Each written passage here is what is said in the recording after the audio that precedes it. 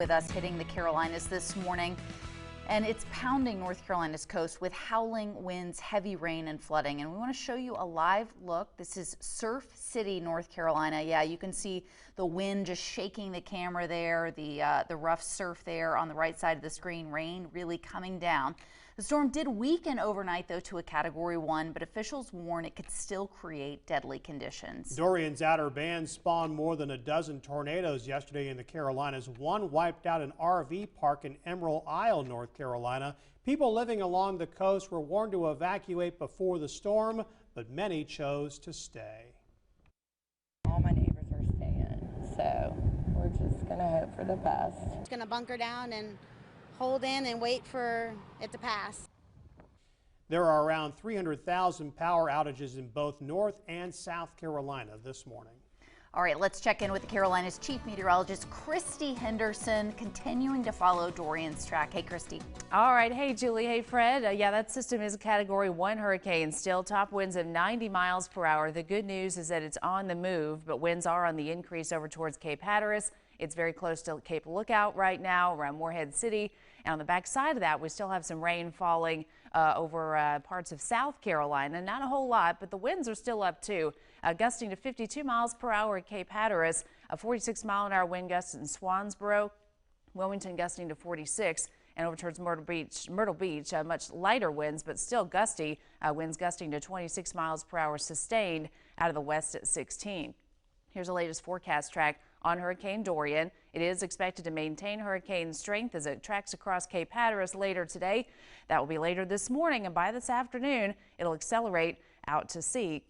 Weather overall will be improving across the Carolinas during the day today. Well, meteorologist Dan Bickford is standing by live at Myrtle Beach with details on what's going on there. Dan?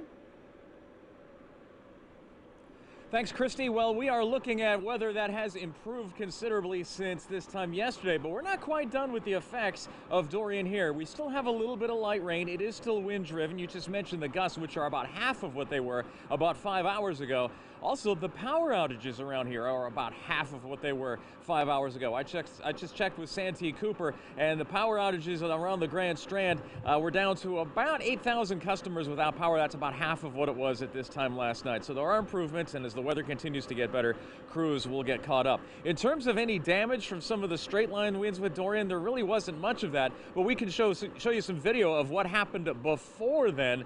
Yesterday morning, actually at about this time, we had some of those stronger bands come through around Dorian. They had rotating storms in there that caused tornadoes, and we had one that certainly touched down in North Myrtle Beach, causing damage to a trailer park and also to some apartments/condominiums before that storm rapidly moved off.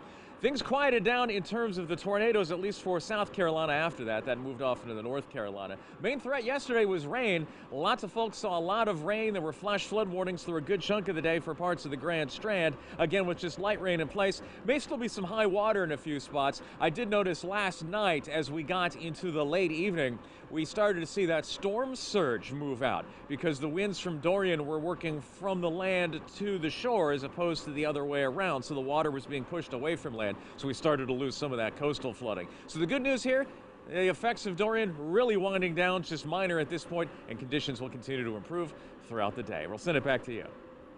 Thank you, Dan. Conditions in North Carolina will likely get worse as heavy rain from the hurricane causes flooding. That's right. Michael Highland is live this morning in Wilmington for us. Michael, good morning. Tell us what you're seeing.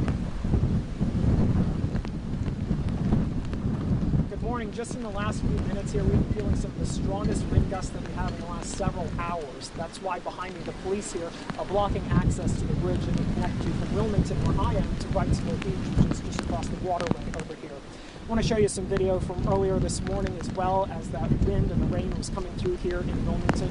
Even though there's a storm surge warning in effect here, fortunately, that has not been a major issue for us this time around.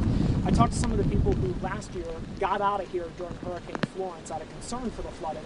Talked to them about why they stayed this time and what they did to get ready. Here's what they told me. So we got lucky where I was. It's kind of more elevated.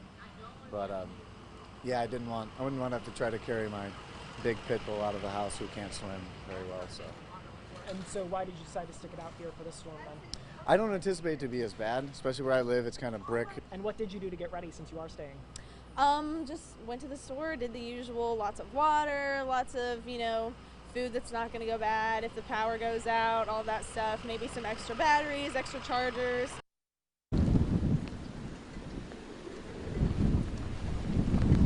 Thousands of customers here do not have power, depending on which county you're in. Here in Hanover, it's about 20-25% of people.